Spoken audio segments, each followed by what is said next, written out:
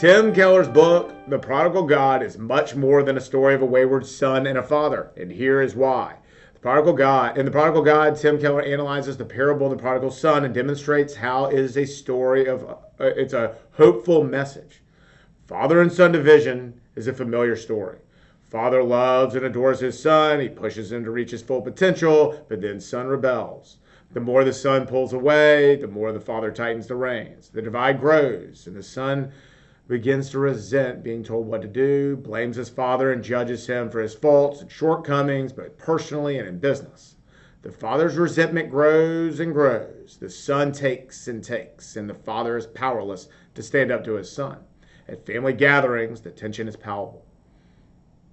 Harsh words and actions magnify the divide, and eventually the son will leave forever. Keller's book makes sense of this all too familiar refrain. He does not excuse it, but instructs how to avoid and overcome it. He does this by showing God's extravagant love, or prodigal love, and breaking down the characters at the heart of the story. The story is much more than a wayward son and a father. The two lost sons is a more fitting name for the story. Chapter 15 of Luke's Gospel features the parable of the prodigal son, and most people know the story. The youngest of two sons demands his affluent father give him his inheritance early. He then wastes all of his money on sinful pleasures. Eventually, after wasting all of his money and committing just numerous sins, he is prepared to grovel at his father's feet and return home. But instead of making him grovel at his feet, the father welcomes his son home and celebrates his son's return. The less obvious problem presented by the parable is the oldest son, who did everything right. He never asked, he was never angered, but when it came to celebrating the return of his brother, he became angry. He's angry with both his father and he's angry with his brother. And that's who Keller draws our attention towards. So what does prodigal mean? Prodigal is an adjective meaning reckless, spendthrift, wasteful, lavish. It's an interesting title for the story because it's not just the youngest son who engages in prodigal expenditures. The father shows prodigal love for his son. Even though his son offended him, Jesus does this in the parable to reveal how the prodigal love the father has for his son is just like God's love for each and every one of us. According to Keller, and I quote, God's reckless grace is our greatest hope, a life-changing experience, and it's the subject of the book. The reason he focuses on the other brother, the good son, is because most people miss it in the story, and that's the one we should be most concerned about. According to Keller, the story addresses two basic ways people try to find happiness and fulfillment: the way of moral conformity and the way of self-discovery. The elder brother, like the Pharisees, looks to moral conformity. The younger brother takes the path of self-discovery.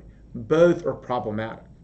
The younger son is conspicuously wayward, but the older son fixates on his good deeds. Keller observes, as the story concludes, Jesus, the storyteller, deliberately leaves the elder brother in an alienated state. The bad son enters the father's feast, but the good son will not.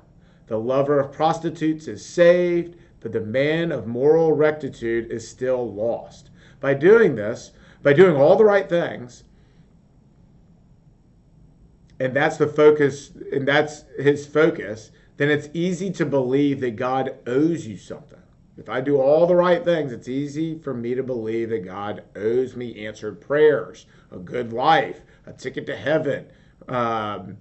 You don't need a savior then if you think that your good deeds are going to get you to heaven and get you God's grace. You don't need a savior who pardons you by free grace, for you are your own savior. In essence, service to others and being good just to get into heaven is the wrong approach. That's a selfish heart, just like the bad son. Elder brothers obey God to get things. They don't obey God to get God himself in order to resemble him, love him, know him, and delight in him. It's obvious that the younger brothers metaphorically are lost. Elder brothers, however, are lost in their own way, resentful and angry when they feel that God isn't rewarding them. They think that they deserve something just because they do good deeds. I do this, so God owes me a good life. Doing moral things just so that you are blessed is a classic older brother move. Older brothers being lost is in many ways worse than younger brothers because it shows a desire to be your own Savior and Lord. The older brother should have gone out looking for his younger brother, and that's the point of the story. He shouldn't have been harboring resentment. He should have been out looking for his older brother. And Tim Keller notes this in a wide discussion in the book of home. What does it mean biblically to be home? And he writes that it's no coincidence that the story contains a pattern of exile. The message of the Bible is a message of the human race is a band of exiles trying to come home. The parable of the prodigal son is about every one of us. Keller rounds out his book with sweeping biblical truths. He talks about salvation and what it means to be saved. He says, younger brothers are too selfish and elder brothers are too self-righteous to care for the poor. God hates suffering and is on a mission to restore the natural order of the world, a world without suffering. The way Christianity works is it goes like this. I am accepted by God through the work of Jesus Christ. Therefore, I obey. Not the other way around. Paul shows us how accepting Jesus can strengthen marriage and other institutions. And later, Martin Luther instructs, we are saved by faith alone, but not by faith that remains alone. That's a wonderful quote. And so here's the central theme of the book, bringing it back to the opening. The opening problem, Keller concludes, is that fathers and sons, parents and children don't have to live in fear of an inevitable divide. The parable of the prodigal son, as explained by Keller, provides hope for better types of relationships. He says, Jesus' great parable of the prodigal son retells the story of the entire Bible and the entire story of the human race. Within the story, Jesus teaches that the two most common ways to live are both spiritual dead ends. He shows how the plot lines of our lives can only find resolution, a happy ending, in him, in his person and work. Keller explains that Jesus is the only way, and to enter that way and to live a life based on salvation will bring us finally to the ultimate party and feast at the end of history.